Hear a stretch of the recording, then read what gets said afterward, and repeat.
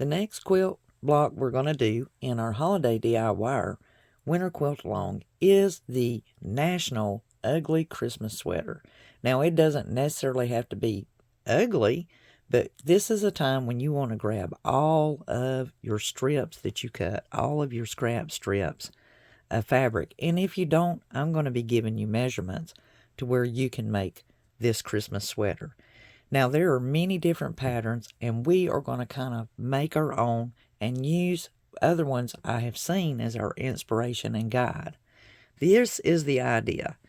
All of your strips need to be no less than 1 inch wide and 4 inches long. You will be using them, and we're going to create some strip sets to make the sleeves and then the body. You will also need your background fabric. This is just a great time for scrap buster, and if not, it's a way to combine all the fabrics you may have selected that you want to make into your quilt. To build out my sets, I pretty much go ahead and put all of the same fabric into one pile as far as my strips. Then that way I can easily grab them and make my set. You will either need one continuous length of fabric that is 8 inches long, because you're going to be making a left sleeve and a right sleeve.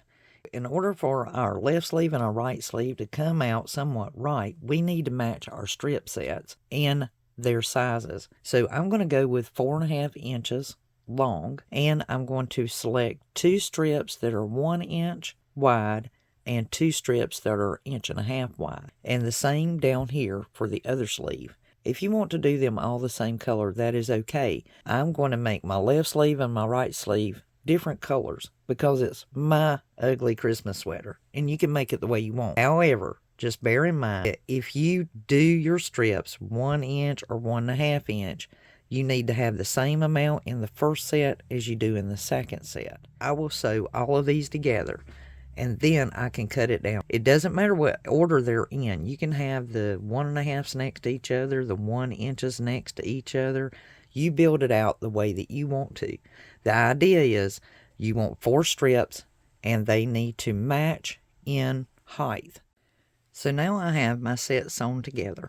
I want these to be 3.5 inches tall, and that's what they are. So what I'm going to do is I'm going to cut off the difference from my strip sets. I have both of them lined here, and I can easily just go straight up and do them at the same time.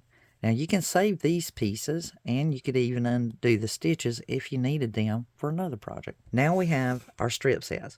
Just make sure that you've got it squared up and that it's at least 3.5 inches to 4 inches by 3.5 inches. Now we need to cut some background fabric.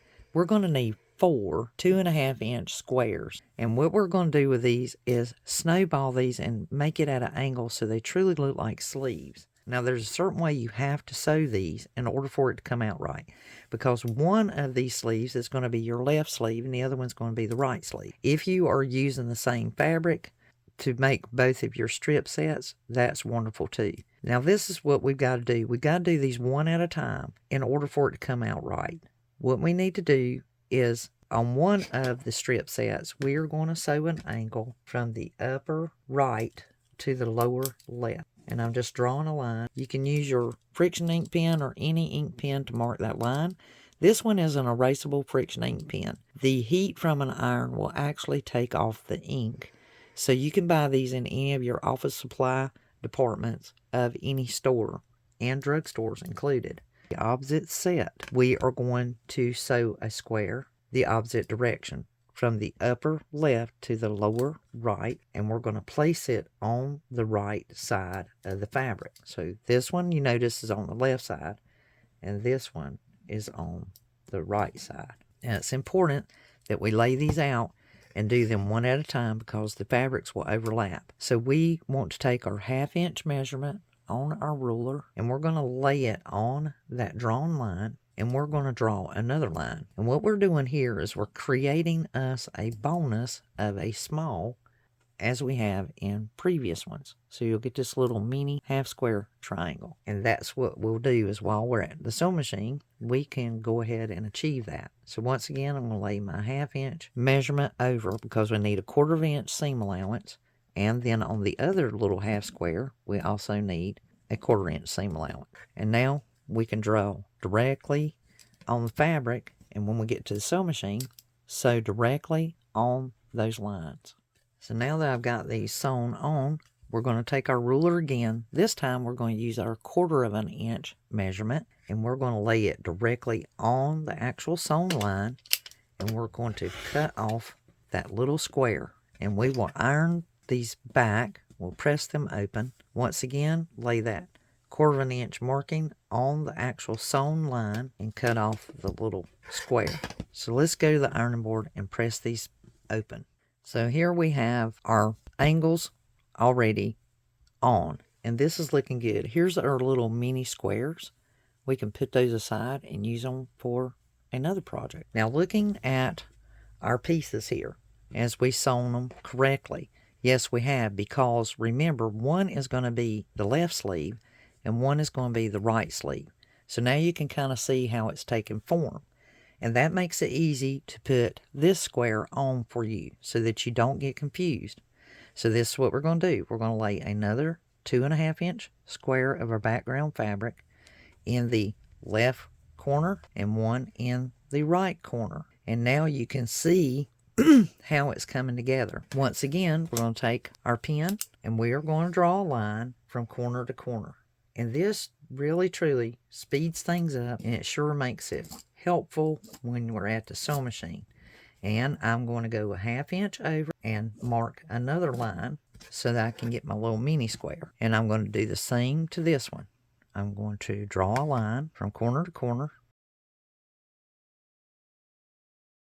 Then I'm going to go to the sewing machine and I'm going to sew directly on that drawn line. So our left sleeve and our right sleeve are looking really good. Or, you know, you can mix and match these any way you want. And these are just looking really, really good. So you could turn them this way, but we're going to go tall ways, just like this. As long as your angles are on there correctly, you can go with that. So we've got our sleeves made. Now we need to make the body of our sweater. And you're going to love this because it works the same way. We are going to select various pieces of our strips. We're going to build out our sweater. And the idea here is these pieces for the sweater need to be at least 5 inches in length. So you can build it out, some strips together, and figure out exactly how many we need. And we just need to make sure that we measure these and check to make sure that they're at least 5 inches long.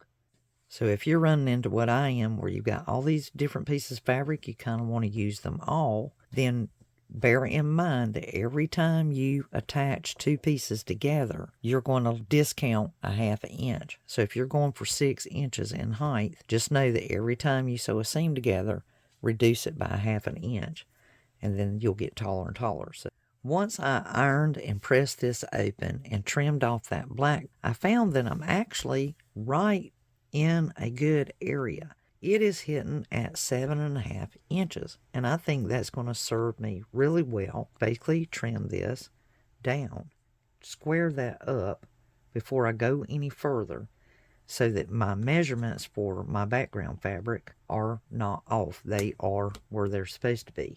As you can see, I've got just a little bit of overhang there, and that just comes from doing the scant 1/4 inch when you sew your strips together, or you can do a full 1/4 inch, which is what I did on this one. I'm going to bring my sleeves open and look here what we have.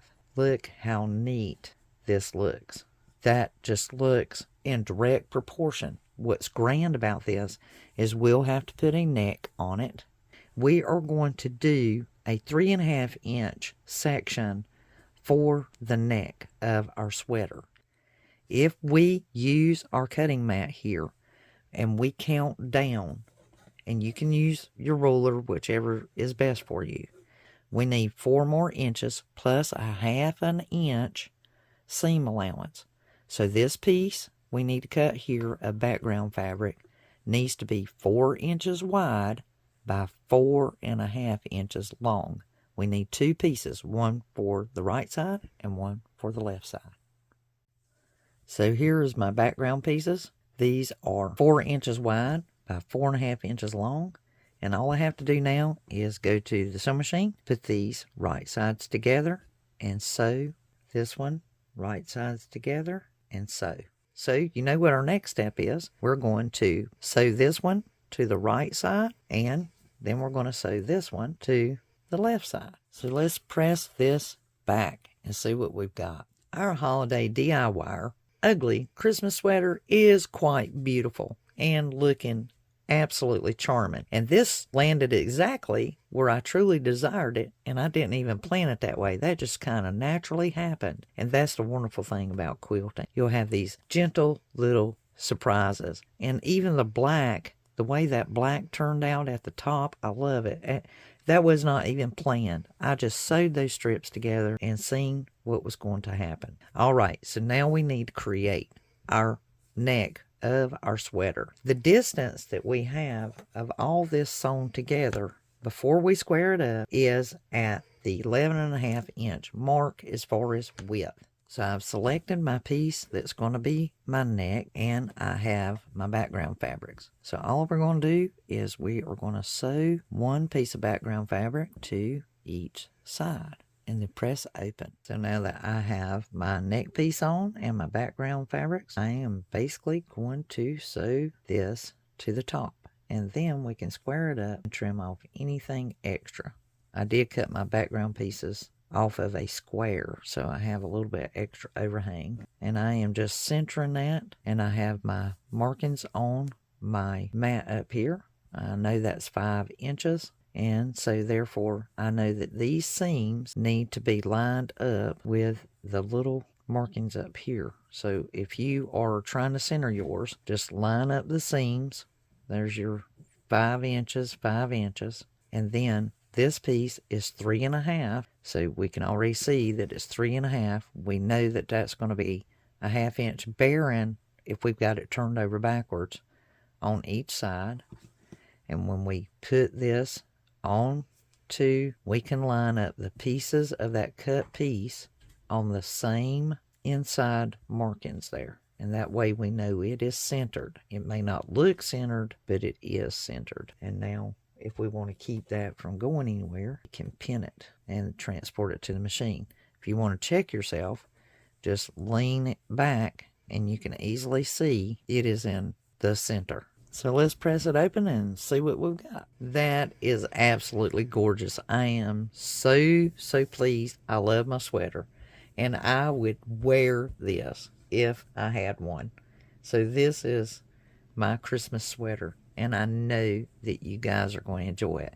Now we're going to center this. Once again, we're going to use our seam lines to line up on our mat, and we are going to trim off any difference that is overhanging, including if you did like I did and used pieces from a square. Our blocks will already be squared, and we will not even have to redo that. It will be a done deal. Finish of this block, 11.5 inches wide, and we have a 8.5 inches tall. That is our ugly Christmas sweater, which turned out quite beautiful in our holiday DIY Winter Quilt Along Series. Now you have a guide, and you can make several of these sweaters.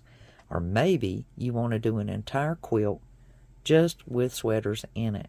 How beautiful would that be?